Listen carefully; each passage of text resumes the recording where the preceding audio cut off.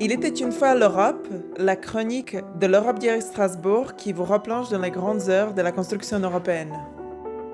Avec l'historien Sylvain Schirman, professeur émérite à l'Université de Strasbourg.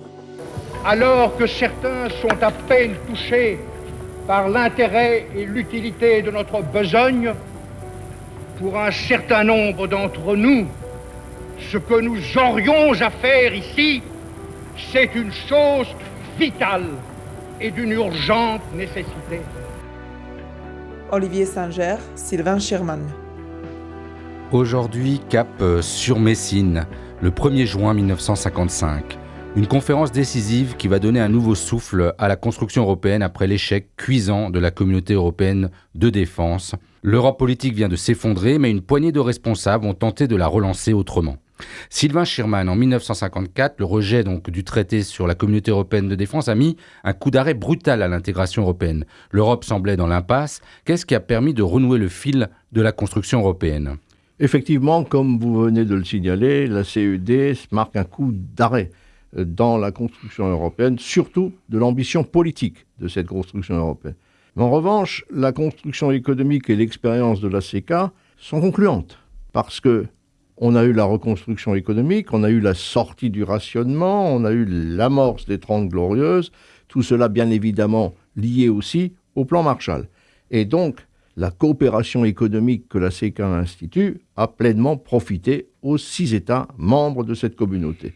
Et donc, il fallait, pour les partisans de la construction économique, renouer avec cette méthode fonctionnaliste dans le secteur économique.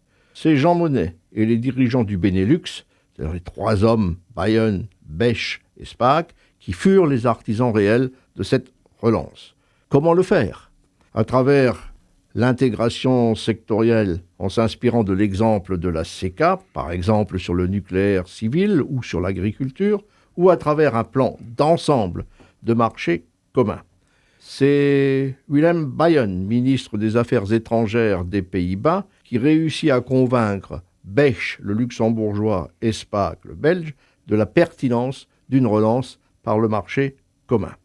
Le ministre néerlandais se proposait, je le cite, de créer une communauté supranationale ayant pour tâche de réaliser l'intégration économique de l'Europe au sens général, en passant par la voie d'une union douanière à la réalisation d'une union économique. Fin de citation. Les 3 ministres du Benelux se mirent d'accord pour rédiger sur cette base un mémorandum commun faisant la synthèse entre intégration sectorielle et perspective d'un marché commun. Et le 4 avril 1955, Spaak propose à ses partenaires de la CECA une relance prudente et limitée. Mais le 5 mai, un projet beaucoup plus vaste était prêt pour un marché commun, envoyé d'abord à Monnet, puis à l'Assemblée commune CECA, qui vote une résolution le 14 mai 1955, enjoignant au ministre des Affaires étrangères des 6, qui allait se réunir à Messine, de rédiger les traités nécessaires à la réalisation des étapes suivantes de la construction européenne.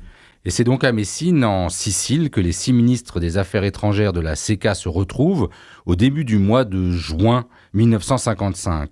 Donc à Messine, on discute, on négocie, on tâtonne, mais Sylvain Schirman, quelles décisions sont prises pour mettre l'Europe en marche ?